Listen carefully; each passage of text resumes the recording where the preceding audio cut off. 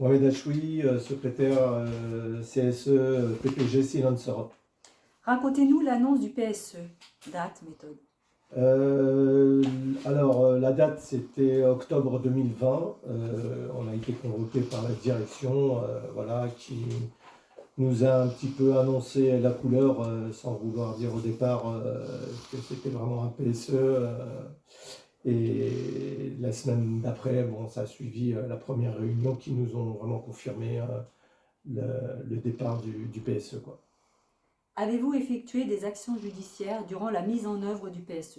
Oui, on a effectué des actions judiciaires d'ailleurs très tôt, plusieurs fois et dans plusieurs domaines, ce qui a bien sûr permis un petit peu à la suite du plan social. Quels ont été les points clés et lieux qui ont le plus marqué votre lutte?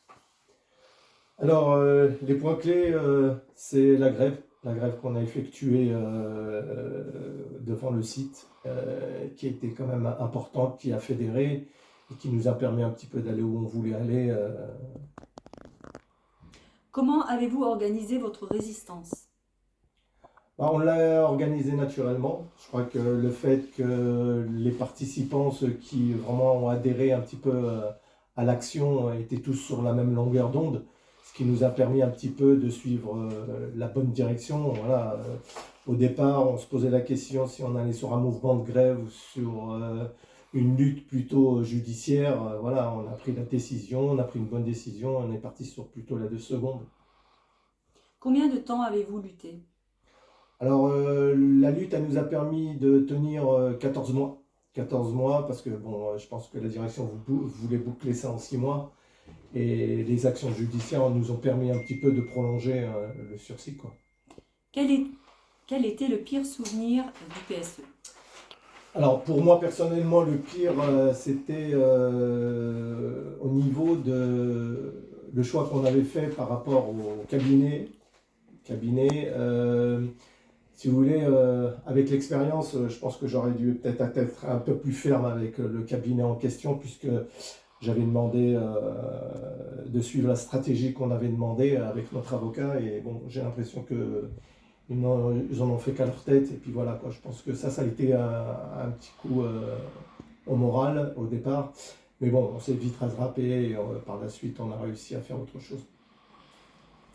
Quel était le meilleur souvenir du PSE? Alors le meilleur souvenir, c'est la lutte, du moins la grève je pense qu'elle a été très très très conviviale. On a passé puisque la lutte, du moins la grève, elle était 24 sur 24.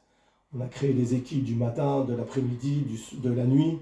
Et ça a vraiment forgé vraiment des relations particulières, quoi. Et de l'annulation de votre PSE, quel est votre ressenti?